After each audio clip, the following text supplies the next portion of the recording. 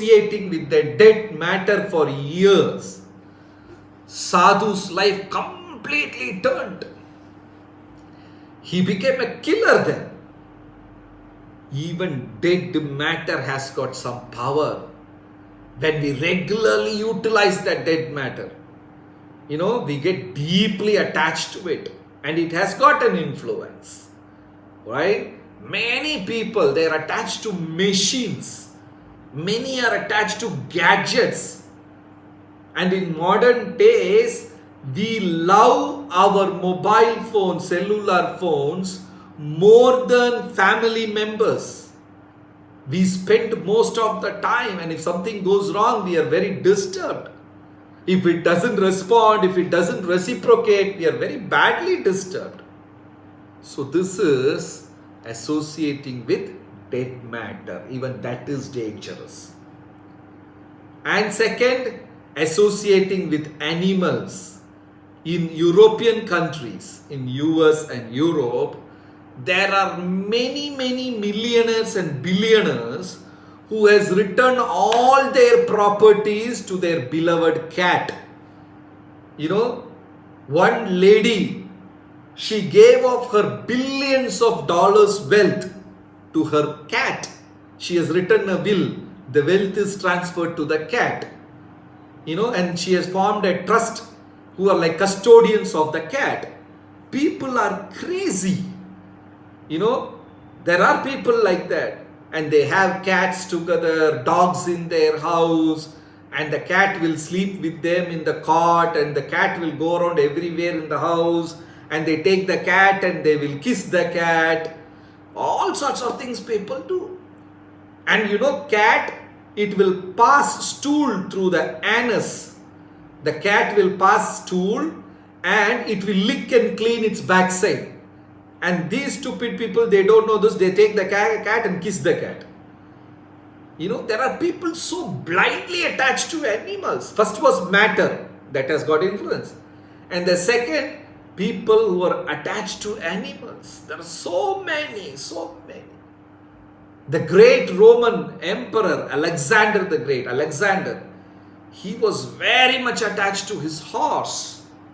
When his horse died on the bank of river Sutlej, he sat down and cried for hours and did something for, some paying respects to his horse. And Bhagavatam speaks how Bharata Maharaja was deeply attached to the deer. Because he was so deeply attached to the deer, he has to fall from spiritual life. So, getting attached to matter than getting attached to animal. Association of a matter. Company of animals. Then third category, associating with evil-minded people. Demons, demoniac people. Sri Krishna, Narayana and Bhumi Devi, they had a son called Naraka. When Varahadev appeared to kill Hiranyaksha, Bhagavatam says, Varahadeva appeared to kill Hiranyaksha. Then, after killing Hiranyaksha, Varahadev went inside Garbhasamudra.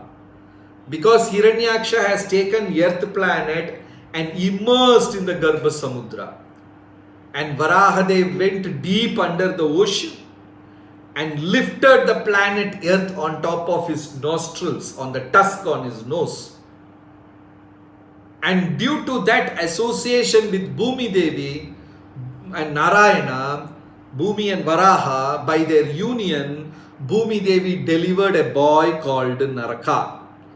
Naraka is Varahadev's son, Krishna's son, God's son. Varahadev's son is Naraka.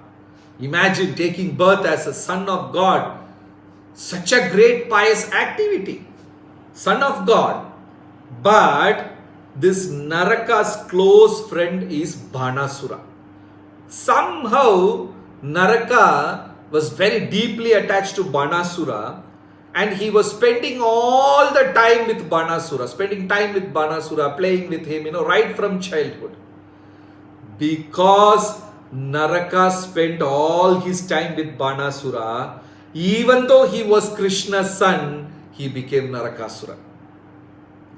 By association, by company, he became Narakasura, Asura. Being Krishna's son, God's son, associating with Bana and turned into Narakasura. So when we associate with evil-minded people, wrong people, that there is an influence. If you spend all your time with stock investors, you will also feel like investing money in the stock market. If you're all 24 hours spending time with thieves, you will also have the temptation to steal. If you spend time with politicians, you will feel like entering politics. If you spend time with sadhus, automatically you will become a devotee also. Krishna says, Naham basami vaikunte, I am not there in Vaikunta. Yoginam hridaye rava, I don't live in yogi's heart also. Madbhakta yatra gayanti tatra tishtami narada. Wherever my devotees are glorifying me, I am present amidst of them. Krishna says. So, associating with wrong people, it will have a severe influence. So, it's very important to select whom we choose. Who's our friend? With whom are we going to spend the valuable time? It is very important. So first we saw associating with dead matter, then we saw associating with animals, then associating with evil-minded people. All these things are dangerous. Then fourth is associating with pure people. Even for a slight kshana, lava, if we can associate with pure people, that will have an influence and we will be purified. It will have an influence and we don't have to, spend a lot of time with them. Even a short time, that will have a lasting impression. There is a beautiful story from Sri Vaishnava Sampradaya. There is a beautiful story from Sri Vaishnava Sampradaya how Yamunacharya turned into a devotee. It's a beautiful story. So I would request the devotees to listen patiently.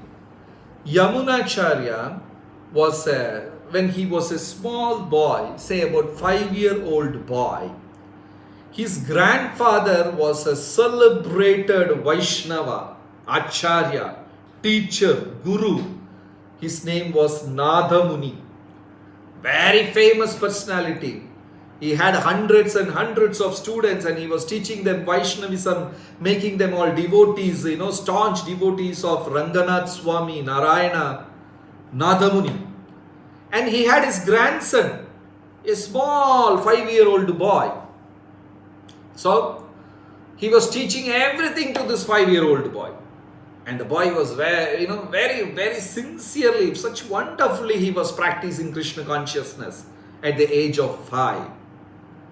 Then one day, an arrogant, proud Chaturvedi came to that country. In those days, these people, the great Pandits, they always argue and debate on Sanskrit and, discuss things in Sanskrit language and very well-informed, knowledge, intelligent people. So they travel from one country to another and they will declare a debate and they will tell the king, I am so and so Pandit from such and such country.